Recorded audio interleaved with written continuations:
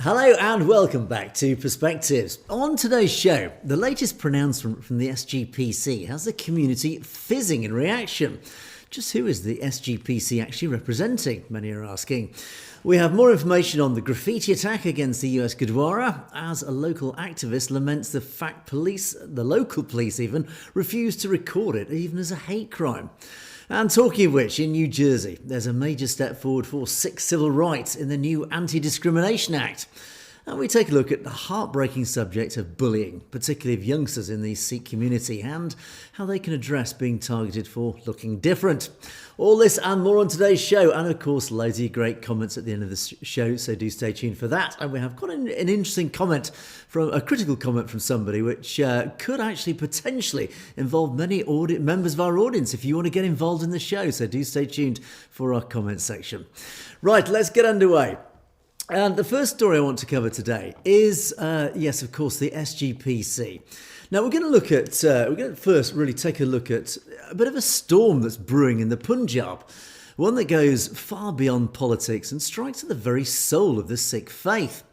So a SGPC, that's the Shiromani Gurdwara Parliament Committee meeting last week, has confirmed the Akal Takht, of course the leading Sikh authority, their guidelines around the wedding ceremony, the Anand Karaj, have been updated to officially ban the Sikh marriage ceremony from being held at commercial venues like farmhouses, resorts, wedding palaces and anywhere such like. Now, this reaffirmation on the wedding issue, we've covered this before, of course, and we have sort of talked about it, but it's seen that the latest pronouncement is seen as an attempt to support protests by Sikh groups in Canada and the UK over the last 2 years who demonstrated against wedding vendors and rogue Sikh groups cashing in the whole wedding industry by selling a luxury version of the ceremony to often unwitting families, unaware that they are actually breaking the rules. Now, the Akal Takht has already mandated a ban on destination weddings and interfaith Anand Karaj ceremonies. But there's been a bit of a rise in this issue in recent years, and it's likely prompted this more detailed update from the Akal Takht. Now, you will of course know that the SGPC has had its fair share of controversies, but to call it just a committee is actually a bit of an understatement. Now, the SGPC is basically, it's like a mini parliament of Sikhs. We're talking about an organisation that controls a pretty sizable budget. It has a budget of over 1,000 crore rupees. That's over $120 million, or just almost £100 million. So it's a pretty sizable budget that they look after, and they do, of course, wield quite a lot of power. Now, they manage the historic Gurdwaras, including, of course, the Golden Temple itself in Amritsar. They appoint the Jatadars, they're the high priests who interpret religious laws for the community. And for a century, the SGPC has been the supreme guardian of Sikh heritage. But, and we've covered this a lot, the increasing question is the guardian still guarding? Or has this fortress been breached? In other words, is the great SGPC really looking after the best interests of the Sikh community? Now, for years, there has been a bit of a growing disquiet in the Punjab and in fact across the diaspora, which is now turning into a bit more of a loud clamour, a bit more of a shout. The allegation is pretty serious that key Sikh organisations and specifically the SGPC ecosystem have been infiltrated by outside forces. And this is an accusation that we, certainly on Perspectives, have raised on a regular basis. And specifically, of course, we're looking at the Hindutva-aligned groups like RSS and the BJP. Now, this isn't just conspiracy theory. Of course, the evidence does really back this accusation up from right across the board. And it's even coming from the top. We've seen reports, for example, where SGPC officials themselves have actually had to write to the RSS chief, Mohan Bhagwat, essentially telling him to back off and stop meddling in Sikh affairs. So even the SGPC itself has said, look, please stop interfering in our affairs. Now, the concern here is what many in the community call dilution. And again, we've covered this a lot about Sikh culture, heritage, the whole interest of the Sikh community being diluted, their democratic voice being diluted by this infiltration.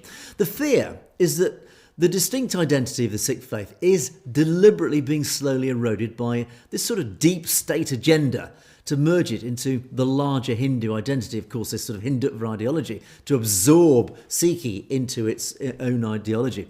And we've seen the political arm of the Sikhs, the Shiromani Akali Dal, the SAD, openly accused the central government in Delhi of installing their own stooges in positions of religious power. I mean, we talk a lot about the Badal family, and particularly Sukhbir Singh Badal, but even he himself, even though despite himself being a pretty questionable figure, even he is on record claiming that the previous high priest, the Jatadars, the very men issuing religious edicts, were themselves under the control of the BJP. So even Badal himself has said this. So you've got to think about the implications of this.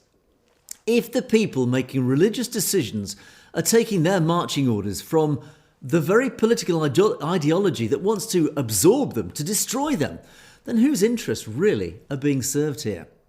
And that brings us to the question of reliability. Can the average Sikh trust the decisions coming out of the Teja Singh Samundri Hall? That's the headquarters of the SGPC. So this trust deficit, as it's called, in other words, this mistrust, is hitting rock bottom because of so many scandals that are simply hard to understand. And the biggest one recently, we haven't even reported on this, but there is another scandal. This is the case of what's called the missing Sarups. Now, a Sarup, for those who might not know, is a physical copy of the Guru Granth Sahib Ji. That's the living Guru of the Sikhs. It's the sacred scriptures. Now, it's treated, of course, with the reverence of a living Guru. But an internal investigation revealed that 328 of these sacred Sarups have gone missing from the SGPC's own custody. They've just simply vanished. And just this week, we've seen arrests. A former staffer and chartered accountant linked to the powerful Badal family were picked up by the police. And the accusation that the SGPC isn't just incompetent, it's actually complicit in this. And that is deeply concerning. Now, critics, including the current Punjab Chief Minister, are saying the SGPC is shielding these big fish, these big, the top of the tree of this, to protect their political masters. In other words, all their edicts, their acts, and their whole operation is trying to protect those who are controlling them, of course, their political masters, and that's the fear. They allege that the organisation has basically become a personal fiefdom for political dynasties who are in turn compromised by these external Hindu forces. In other words, it's a lot of fancy words basically to say that Hindutva is taking full control of the SGPC. So really the big question is, where does this leave the Sikh community? Now you have this SGPC, this mini parliament, let's call it, accused of losing the very scriptures it's sworn to protect. You have allegations that its leadership is fighting a losing battle, or indeed has arguably even surrendered to ideological infiltration from right-wing Hindutva nationalist forces. And when the SGPC releases a statement or makes any decision today, many in the Sangat are pausing to ask, and they actually ask, is it really for us, or is this just a move on a political chessboard controlled by Delhi, or in turn the RSS? And as the investigation deepens, and the cries from the Sangat is for liberation, for freedom of the Gurdwaras from the tentacles of the RSS, one thing is clear: the SGPC is facing a crisis of legitimacy that money and history alone cannot fix. So there you go, quite concerning. And in fact, this edict about the wedding ceremony, there was quite some interesting comments. And I'm very interested in our audience's opinions on this. And please do, in our comment section, let me know your opinions on this. And of course, your opinions on if you trust the SGPC anymore. And I want to show just a few comments that followed some of these press releases. And it gives just an insight into the community's thoughts. Sindh's Kular, for example, said, I don't see the point in getting married in a Gurdwara or any other place of worship if you don't follow the teachings. Only initiated Sikhs should be allowed to marry before the Guru Granth Sahib Ji. It's making a mockery of the religion. So this person is very clear and represents clearly a large section of the Sikh community who've been campaigning for this, saying, why get married in a Gurdwara if you don't even believe in it or you only half believe in it? It should be only held, that privilege should be held for genuine Sikhs who follow Sikhi. Rashpal Singh Chana made a comment. The problem with the Gurdwara wedding is many won't accept the couple if one does not have Kaur or Singh in the name. So actually some Gurdwaras are actually strictly adhering to this. And if you're not a Kaur or a Singh, you're not getting married in our Gurdwara. So again, you can see this person, again, representing a large section of the Sikh community. However, Rashpal Hulate says the Sikh faith is simple to follow. In our faith, all are considered equal. I gather there's a ban on interracial marriages in Gurdwaras. This goes completely against the teaching of Sikhi. Ek Onkar, Waheguru, understands its meaning. The RSS control the narrative, control the funds of some of the most sacred and historic Gurdwaras in India. Need I say more? Well said. And the final comment is from Indrajit Upal Khalsa in response to that, saying, thank you. Finally, some sense spoken. Ek Onkar, Guru Nanak, never sought to exclude. But now there is an insistence of politics merged into religion, which is a control mechanism. Also, why exactly does it matter where people choose to get married? We're all under the same skies. The hypocrisy is sad. It's a sad reality. So again, this is the other side of the coin, saying, look, we are all equal. It doesn't matter where you get married, whether you get married in a Gurdwara or whatever. And in a Gurdwara, under the Sikh faith, we're all seen as equal, even if you're not a Sikh. And I speak from my own experience here. I have been welcomed into a Gurdwara as a non-Sikh by the very fact I am seen as an equal human being by people from the Sikh community. So again, it's very much your own school of thought. So do let me know your thoughts on that subject. It's clearly a very divisive issue, and it does go all the way back to the very heart of Sikhi and the very heart of the Sikh religion back in Punjab and the SGPC itself. So there you go. Okay, let's move on to my next story. Now, I did mention last week a very sad case of again, we talk a lot about the rising hate crimes right across the diaspora, and in New York I did report, and I didn't have pictures at the time, of some graffiti against the Gurdwara, and this graffiti obviously has been covered extensively across social media. A lot of people have been commenting about it, but there's been a controversy, not just the fact that it was against the Gurdwara, but it turns out excuse me, that the local police, when this was reported, the local police have refused to actually log it, to register it officially as a hate crime. And this is quite significant. And as a result of this, a local community figure, a guy called Japneet Singh, has criticised the local New York Police Department for ruling this out as a hate crime. And it was this graffiti was on a wall of the Baba Makan Shah Labana Gurdwara, and it happened on the 26th of December. And Japneet Singh calls this out as a double standard when it comes to the police, noting that Sikhs are a targeted minority group, regularly suffer from hate crimes and crimes like this. But yet the police, even despite the fact they recognise that the Sikh community is a targeted minority group, they have regularly ruled things out like this as hate crimes, including when it involves violence. Now, a visit to the Gurdwara by the newly inducted New York mayor, this new guy who's just been inducted, Zoran Mamdani, he's a Muslim. His visit actually was videoed and it went viral on X. Received a massive wave of xenophobic hate comments on social media, lots of racist comments amidst millions of views. And New York Sikhs have also suffered with the same sort of anti-Sikh hate for decades, including to a fatal extent as recently as 2023. Now, this guy, Japneet Singh, I just want to play a quick video for you. This is him standing outside that very wall, actually, where the graffiti was seen. This is his comment on it. Vaheguru Ji Ka Khalsa, Vaheguru Ji Ki Fateh. Today we are here at the same site that the graffiti was drawn on. Since then, there were Sevadars from the Gurdwara that have cleaned up this graffiti, but also the police have been notified. They have gotten the official complaint by the committee of the Gurdwara, and they're doing their own investigation. So there's a lot of moving pieces to this story, but I just wanted to make sure I provide some updates on what the next steps for us are. Look, this is something I said in the first video I made. Today is graffiti, tomorrow it could be something else. And what's been troubling is how some people are downplaying this or undermining it. I saw a bunch of comments saying, "Oh, just it's just graffiti, just clean it off." Again, this is how these things start. I want to take you back to 2022 when a Gandhi statue was vandalized and destroyed right here in Richmond Hill. It was investigated as a hate crime. People were arrested. I want to take you back just literally last month when a Jewish institution was vandalized. The governor was here in New York City the next day announcing $20 million to the Jewish community. So it's been very disheartening to see how a Gurdwara can be vandalized, but it's not even being investigated as a hate crime. So we are calling on the NYPD to do his due diligence to investigate this as a hate crime, and there should be arrests that are made, right? Point needs to be made that you cannot just get away with doing this at a house of worship. And to all those people that say, oh, like, you know, it's kids doing it, it's just graffiti. This Gurdwara is located in a residential area since 1999. The area in which this Gurdwara is located is called Little Punjab.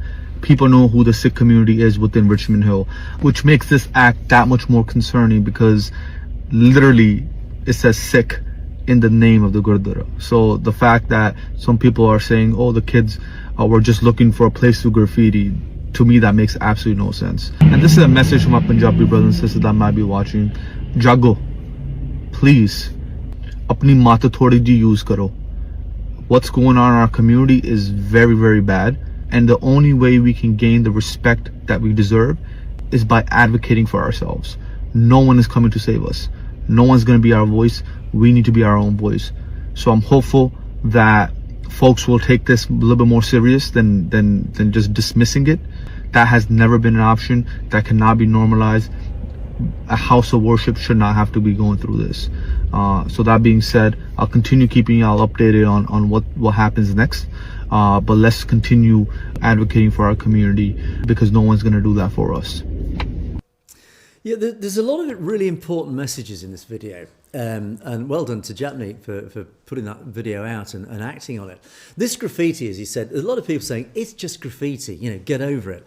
But actually it is more than that. It is clearly more than that because, as he said, Little Punjab, it is an area clearly with a high population of Sikhs locally. So people, whoever did this, clearly knew it was a Sikh Gurdwara. They must have known it was associated with the Sikh community. So therefore, it must have specifically been directed at the Sikh community. There can have been no ignorance involved in this. And this is important.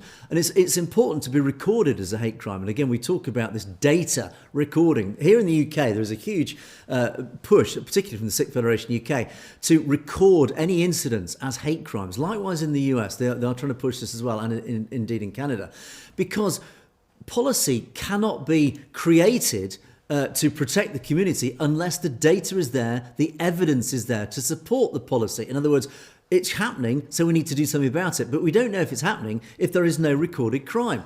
So again, this is why it's so important that incidents like this, even if they have any ambiguity, but they must at least be recorded as a potential hate crime so that then that data can be collected. That is a really, really, really important point that Japneet brings out here. It must be recorded because it has a bigger, wider impact. It's not just graffiti. Secondly, he talks about, look, the Gandhi statue was recently attacked. It was vandalised. That was recorded as a hate crime. One wonders, again, because it was a Hindutva figure, of course. Of course, it was recorded by a hate crime.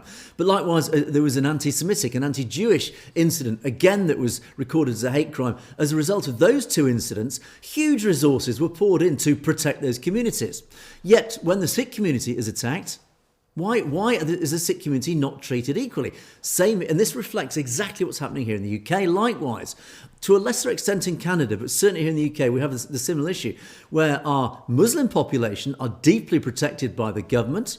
Our Jewish community is maybe to a lesser extent protected by a government. And again, financial resources poured in to protect those communities. But why is the Sikh community not equally protected? That is a very valid question, and the community has to ask publicly, why are we as a minority community not equally protected like all the other minority communities, whether it's the Jewish community, the Muslim community, or whoever, or even the Hindu community, ironically. And then the final comment, and this is a really important one, and one I particularly agree with: no one's coming to save us. And this is directly linked to the point I've just raised, is that we as a community, of course, the Sikh community, I by extension as an outsider, but certainly a supporter of the community, do say nobody is coming to save you. It is very clear, for whatever reason, that our respective governments, whether you are in Canada, Mark Carney, whether you are in the US to a lesser extent, but certainly here in the UK, even Australia, New Zealand, and the other diaspora communities, it is very unlikely that our own governments are out there to protect the Sikh community. You have to protect yourselves. It is really beholden on the Sikh community take care of yourselves, because nobody else is coming to save you. As Japneet rightly said here, look, we've got to unite. We've got to get together as a Sikh family and protect ourselves, because there's nobody else out there who's going to do it for us, which is a very, very powerful message. So thank you for Japneet. Do let me know your thoughts in the comments column afterwards. I'd love to know your comments on that one. It is, as I say, it's although it's a small story, it actually has much more significant, wider implications. Now, the next story I want to talk about, again, this is actually linked, and it is talking about hate crime, anti-Sikh discrimination. Now, I'm delighted to say that in the US, there has actually been a lot of movement politically, and again, this is down to primarily the Sikh community and people like the Sikh Coalition, these organisations that have been lobbying really powerfully on behalf of the community to really push the political agenda to protect the rights and issues of the Sikh community. And there has been a major step forward for the civil rights for the community, and announced just before the holidays at the Glenrock Gurdwara. On December the 19th, a coalition of community leaders and lawmakers gathered to unveil the Sikh American Anti-Discrimination Act. This is a really big step forward. It's a new bipartisan, in other words, it covers all political bases, a new bipartisan push designed to tackle the rising tide of hate crime targeting Sikh Americans.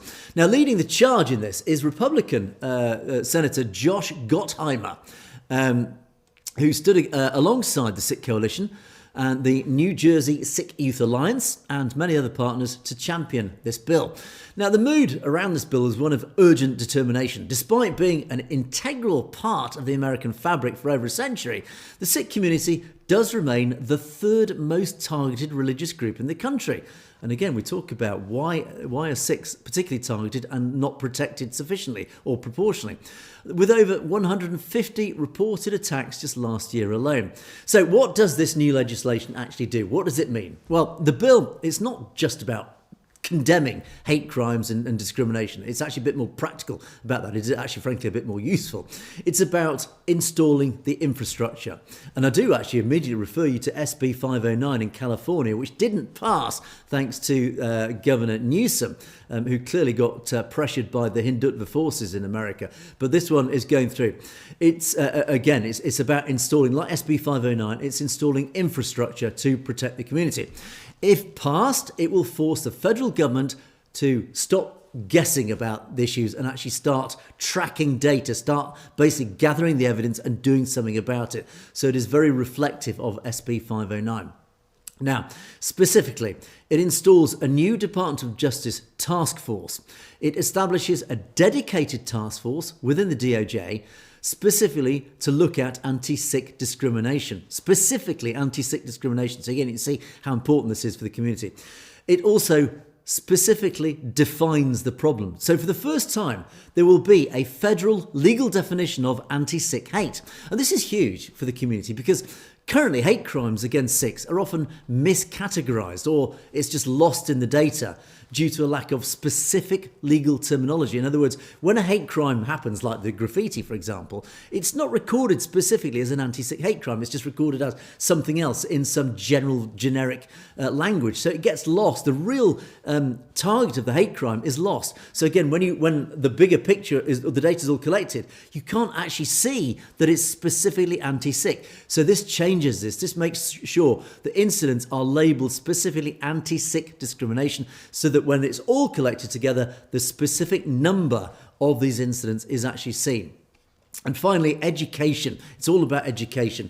The bill mandates the development of educational programs for K-12 schools, colleges, and crucially, law enforcement agencies. The goal is to close this knowledge gap, as they call it. In other words, it's where turbans and beards are often met with ignorance or fear rather than respect. In other words, it's educating people, children, tertiary education, others at the universities and colleges, and even law enforcement agencies. This is what Sikhs are. This is what they represent. This is why they wear turbans and what it means in their articles of faith, etc., the beards, etc. So for the Sangha, in not just New Jersey where this is happening, but beyond, it is, of course, it's a long-awaited move. We've been waiting a long time for this. It shifts the focus from reactive damage control. In other words, we're always on the back foot. When these things happen, we're always having to react to it. And instead, it's turning this around to become proactive prevention. It's stopping it happening in the first place, ensuring that the next generation of Sikhs can practice their faith fearlessly. Now, as Republican Gottheimer himself, who was behind this bill, put it, quote, "We cannot remain silent as our Sikh brothers and sisters are attacked day in, day out." So the new legislation now heads to Congress, where they hope that the bipartisan support, in other words, from both sides of the House, will fast-track it into law. So there you go. And just as an addendum to this, there's a video. I just want to play you a quick video. This is Rucha Kaur. She is the managing director of Education and Community Development. She was one of the key figures lobbying for this.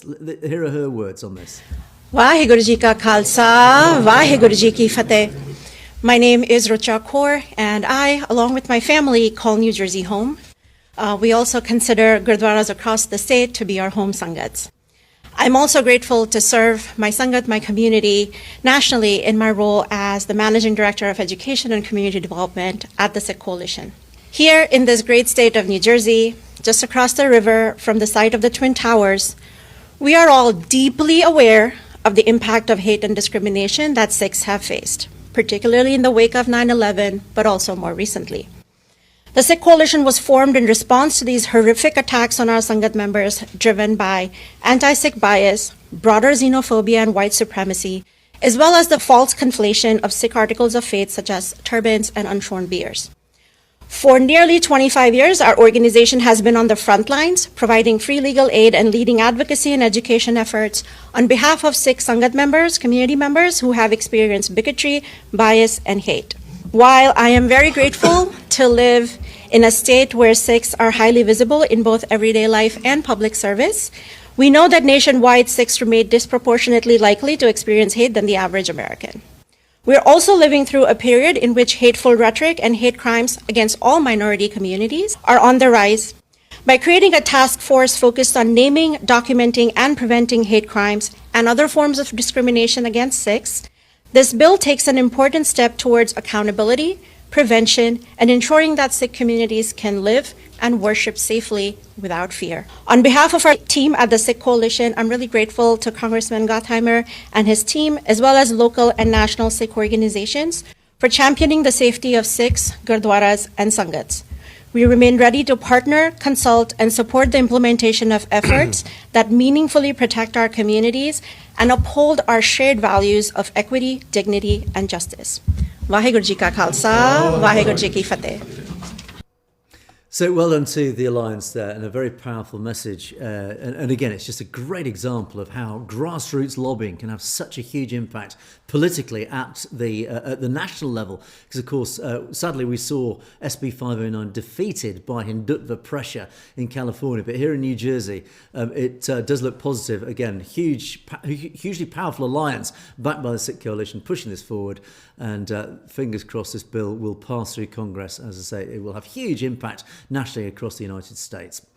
So, okay, let's move on and then to my final story. And this is sadly a bit of a poignant one. Of course, bullying features widely, particularly amongst the Sikh community.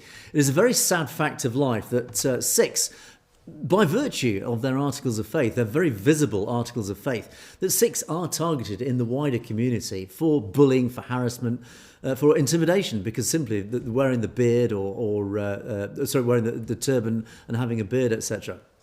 And there's been a very poignant interview. This was Dr. Sandeep Singh, who was being interviewed by Jasmine Kaur. Jasmine Kaur has a show on YouTube called The Rising Immigrant Show. And she interviewed this guy, Dr. Sandeep Singh, who talks about it. And I'm going to play you just an excerpt from the interview, just give you a flavour, really, of what this guy has to say.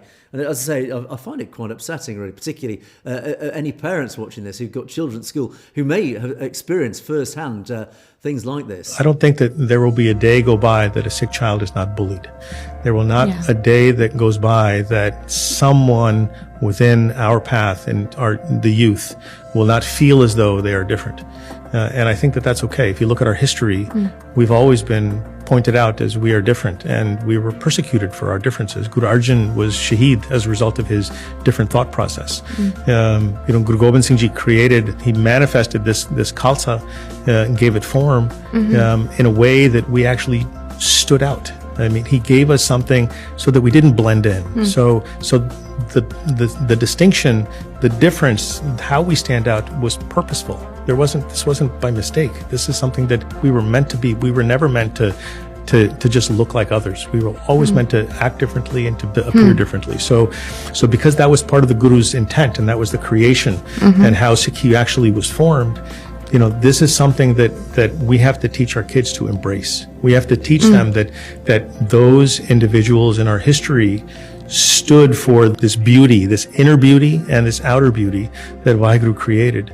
And that is something not to run away from, but to actually embrace. And I think that when they see other kids, and that's why I think that, you know, coming to Khalsa school and being at Sikh camps and things of that nature is so important, is because of the fact that they walk around and they see other kids with their heads held high, comfortable in their own skin, and it gives them a sense of, well, if they can do it, then perhaps I can do it too. So their Sangat, I think, is a huge aspect. And if I had to say what's the most important way that a young Sikh boy or girl would be more comfortable in their own skin, is to bring them together, you know, in a community of other young Sikh girls.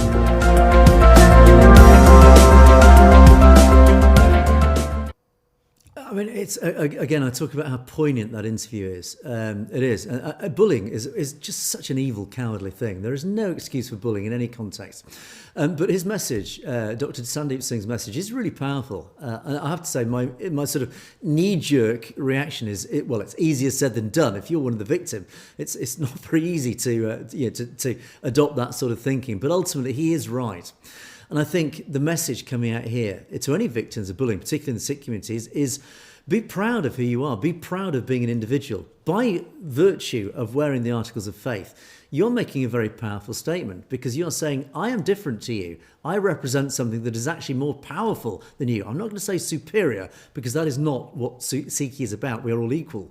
It is fundamentally part of being Sikh, is that we are all treated as equal. We are not superior. That's a very different thing. But the message that Dr. Singh is actually saying is, look, be proud of who you are. Be proud of your individuality. Celebrate your individuality. And this, again, is a message almost to parents of children who are being bullied. This is why it's so important to remember the hugely proud heritage of the Sikh community going centuries back.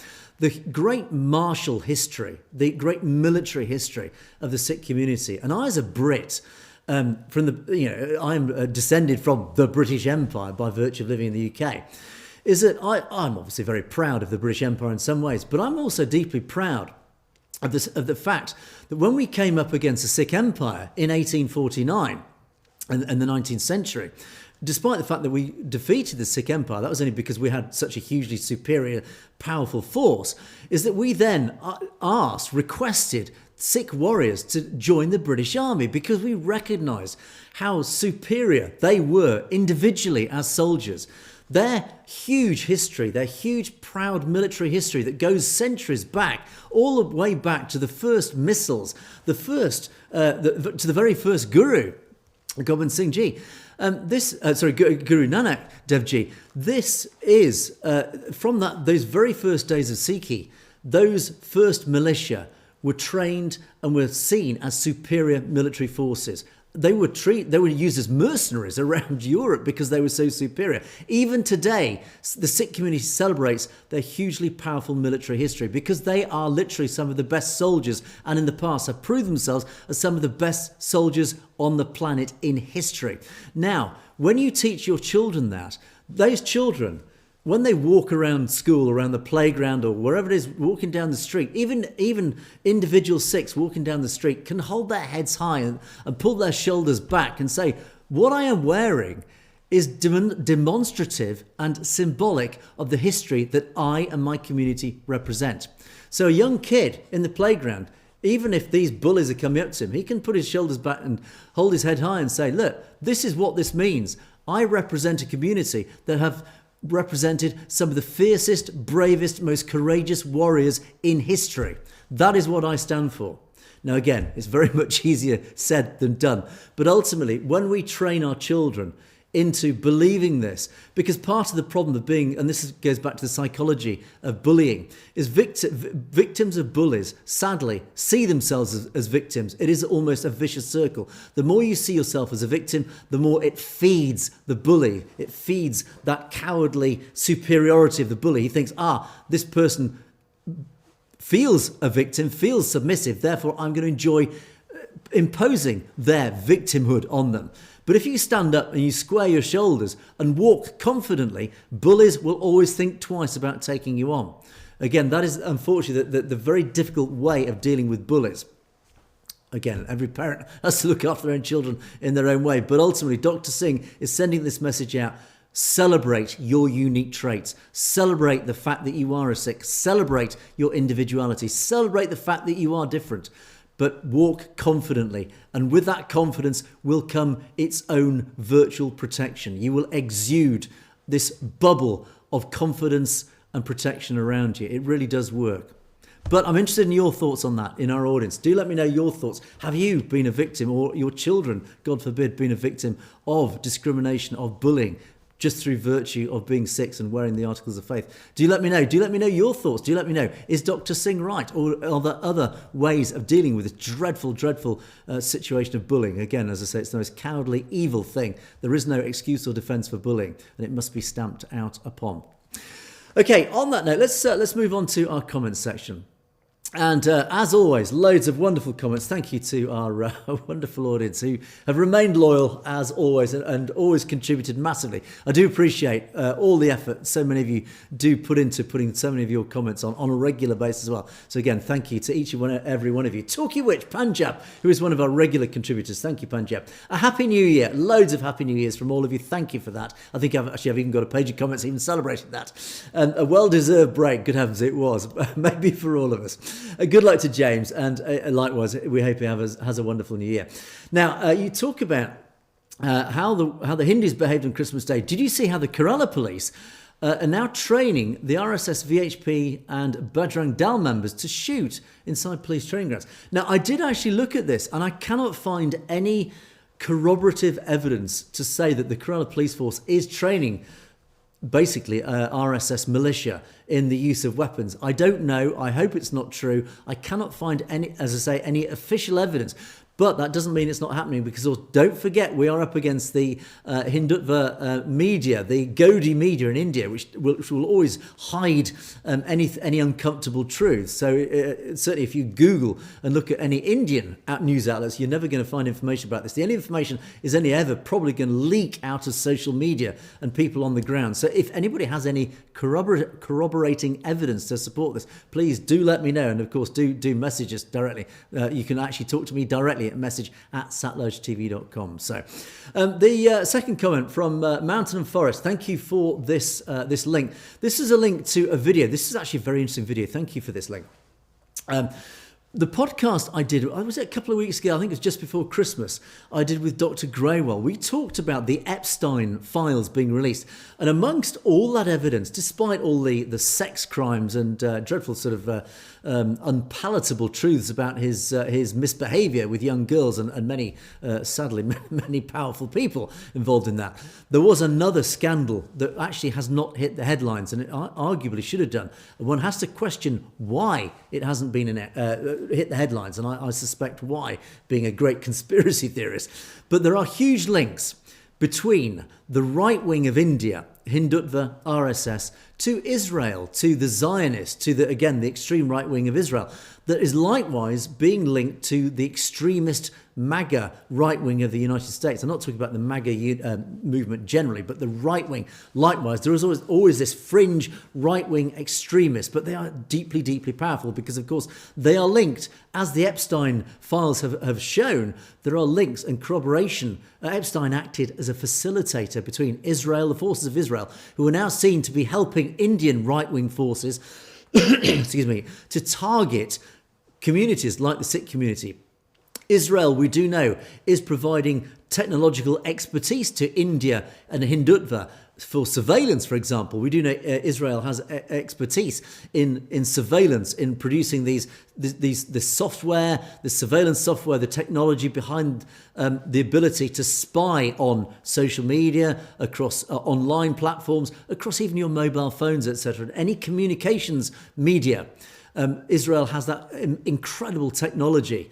It leads the world in supplying this technology to regimes, and that does include, sadly, the Indian Hindutva BJP regime to spy on the Sikh community amongst other communities, and it is linked arguably to the US right-wing extremists as well. So that video, so thank you Mountain Forest for that link. That video does actually, to some degree, talk about this very same link, and in fact I think it did actually the video title is Saudi Masterports Indians, and the video is about Indians acting as spies for Israel in Middle Eastern countries. So again, you can see how India is working in cahoots with Israel. It supports this whole podcast that I talked about before Christmas, about this collusion between the Indian right wing and Israel. And this specifically is across Middle Eastern countries, but we do know it's happening everywhere else. So do watch that video. It's quite an interesting link. Thank you, Mountain Forest, for that link. K Singh. Now here we go. Thank you, K Singh, for this comment. We often say on Perspectives, we are totally open to criticism, to feedback, negative or positive. And if it's rude feedback, we always have a bit of a laugh and a joke about it. We always have like a bit of banter with our critics. This one is different, and this one didn't enter Critics Corner. K Singh, thank you, because this is quite painful feedback, but it's feedback that I like to see. K Singh says, pablum. I think what you're saying is rubbish. Welcome to bowdlerized, sissified pablum, masquerading as Sikh news.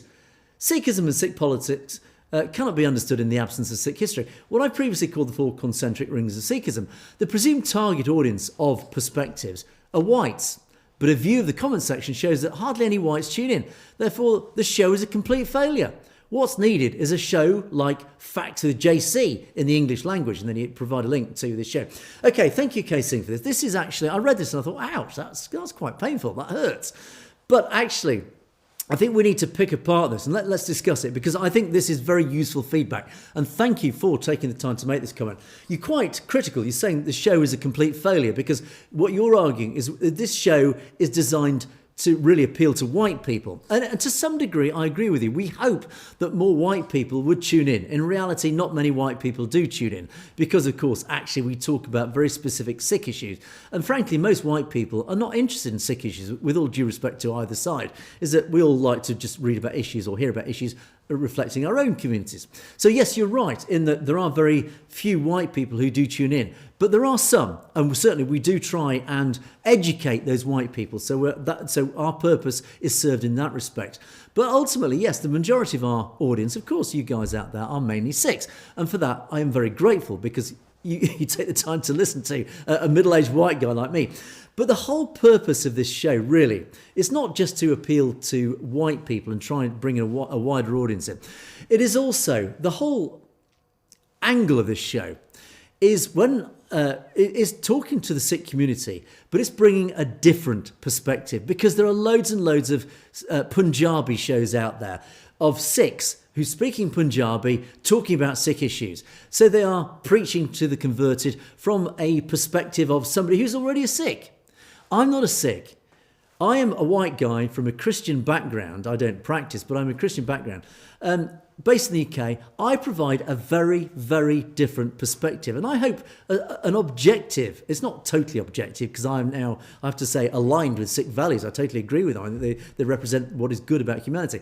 But ultimately, it provides a different perspective, because you can all find a Sikh perspective on Sikh issues. You just talk to your mates or talk to your family. You go on the hundreds of Sikh Punjabi channels to get a Sikh perspective. But where else do you get a white person's perspective on Sikh issues? I don't think there are any other shows out there, but I don't know. Let me know your thoughts. You in the audience, let me know your thoughts. Are we failing? Are we getting it wrong? Am I getting it wrong? And actually, here's an appeal. If you want to get involved in Perspectives, let me know. Send me a message, email me, because I would be delighted actually to regularly have Sikhs on the show. I have my podcast, obviously, where I talk to members of the Sikh community. So I have the podcast, but we've lost James now. James hopefully will be back periodically. But ultimately, Perspectives now is just me talking to you guys. I would dearly love, and we talk about the comments, the interaction happens in this comment section. So thank you to all of you who do take the effort to comment. But I would be very happy to have a Sikh, any of you guys in the community, whether in the US, Canada, Australia, or here in the UK, if you want to appear on Perspectives, send me a message and I can bring you in. We can have a segment. If you are strongly opinionated, if you have an opinion on khalistan, if you have an opinion on any issues that we talk about, get in touch, because I would be more than happy to have you on Perspectives. We can record the show. We're not live yet, but I'm very happy to pre-record a show with you guys, so don't be nervous about it. Get involved. Send me an email. If you want to get involved in Perspectives, send me a message. K Singh, this is directed at you as well. If you think I'm failing, if you think you can do better, and I'm not saying this to be confrontational, I'm genuinely saying if you have an opinion, come with me on the show. Let's talk about it on the show in front of the audience. Let's have discussions about issues that are important to you, because I will give you my perspective from a white person's perspective. You can give the Sikh issue, and then from that is what makes things interesting, because then you get differing views. That was what Perspectives actually originally was all about. It's providing a different perspective. So again, the appeal to the audience there is, if you want to get involved, if you are opinionated, if you have a strong opinion about any of the issues that we talk about, or any of the issues relevant to the Sikh community, whether it's in the Punjab, whether it's in North America, whether it is in New Zealand, the Kiwis who are watching, let us know, because I would be delighted to have you on the show. Even if you just want your voice to appear and you don't want to appear on video or whatever, because I can do it on Zoom. James was always on Zoom, so I can bring you in visually as well. Up to you guys, but it's always great to have a bit of interaction. As I said, I would love to develop the comment section into a bit more of an interactive show. K Singh, you are formally invited to come on the show and let me know your thoughts directly, face to face. As I say, in a very amicable way, in a way that hopefully will be interesting and intriguing for our audience to get involved as well. I want you guys to get more involved in the show. That's what this is all about. It's about involving you in the Perspectives show, because the very definition of Perspectives is trying to get as many perspectives as possible on all these issues, because we're not all right, but we're not all wrong. Everybody has a different opinion, and they're all equally valid. So there you go. So thank you, K Singh, for that interesting feedback. It was very much appreciated. It was critical, but it was right. It was good, positive, critical feedback, and for that I do thank you very much for that. Okay. Robert Chapman said, is James leaving Sutlej TV? Yes, I'm afraid. You're late to the party, Robert. I'm afraid, yes, James, as of 1st of January, was no longer part of Perspectives. We hope to bring him back periodically, but sadly, it's just a one-man show. Referring back to what I just said, if you want to get involved, let me know, because as I say, there is a place that James took. If you want to volunteer to have your voice heard on Perspectives, let me know. Narinderjit Singh Saini says, dear James, I was addicted to listening to your excellent presentations. Wow, addiction is a pretty strong word, but it's always good. Please continue and don't go. Yeah, I'm afraid. James is sorely missed by many of our audience, and loads of comments alike that follow that same sort of theme. Harjeet Rosha, greetings. It's sad that James is leaving us, but we all wish him well. Indeed, we all do wish him well for new endeavours. And he did refer to his beard. He was in fact growing. He had a sort of a half beard. Maybe the Sikhi was rubbing off on him. And maybe, in fact, James has secretly gone away. He might reappear in a couple of months with a Death Star on his head. Who knows? We shall wait and see. So it will be interesting to see. Right. And then, as I say, I just did a whole page. Thank you to all of you. Happy New Year, Sir G. Likewise, thank you to so many of our regulars. Very kind. I say it gives me a really warm, fuzzy feeling when I see comments like this. Pages and pages of lovely thanks, Happy New Year's to all of you. And again, as I always do, I'd love to turn this back on you guys. And a hugely warm, genuinely, sincerely felt Happy New Year, a healthy, prosperous and Happy New Year to each and every one of you. Thank you for your loyalty, and here's hoping to a good 2026 and what it may bring. Hopefully Khalistan, another step towards Khalistan. And the final one there is from Gurdwara saying, good morning, James and Angus. Have a wonderful Christmas, Happy New Year. I hope your channel seeks greatness in 2026. Well done 2025. We wish you to prosper in progress in the future, and as I say, likewise to you guys. And the final set of comments Well, the first one actually was from James himself. ProPix TV, yes, as James said, it seems funny being on this side of the show. Well done, Angus. Well, well done to you, James. As I say, you're sorely missed. And yeah, James, you're very free to join in the comments section, as you have done. For those who might not realise, yes, ProPix TV, that comment is from James himself. So he's still a watcher of the show. Satin Singh. Great news, both authentic and informative. Well, that is what we try and do. Thank you. Referring back to the positive feedback, well, we're trying our best. I'm trying my best. At least some people find it is authentic and informative. So thank you for the support. And then Nirmal, again from your neck of the woods. Both of you wished Happy New Year. From Khalistan supporter. Thanks for the support. My Khalistani brothers and sisters. And I think I picked up that point particularly because this is right. It is a family. We are a Khalistan family. It doesn't matter who you are, what your background is, even what your religion is. We're all brothers and sisters of Khalistan. Those who align and support the whole concept of Khalistan. We are united in one single goal, that is to bring Khalistan in. And in that, we are all brothers and sisters. So thank you for highlighting that very point. Red Fort, good job, brothers. God bless you. And God bless you and our audience. And the final sign-offs go to Bobby saying, Happy New Year. Keep reporting this year. We'll keep watching. I hope that's a promise. If I keep reporting, please, all of you, keep watching because I can't do this show without you. Get more people, tell your friends, your colleagues, whatever, spread the word. We do need to keep the numbers up on the show. And to say, do get involved. And to say the final sign-off, Ragveer Singh and Voice Punjab, Khalistan Zindabad. Freedom is the only solution. That is what we all stand for. Indeed, we do. We all stand for freedom, the rule of law, and above all else, Khalistan and the Sikh theology behind that whole concept. So, God bless you all, and indeed, and thank you so much for watching. Unfortunately, we must bring Perspectives to a close for another day. But hopefully, we will be back tomorrow with the show again. Do keep your comments coming. Do let me know your thoughts, particularly on those stories that I covered today. There's a lot of quite controversial subjects we covered today. I am very interested in your thoughts on that. As I say, do get involved. If you want to get involved in the show, do send us a message. You can talk to me directly on email at message@satellodetv.com. But that is it for another day. Thanks so much for watching. It is a goodbye from me, and all being well, we will see you tomorrow.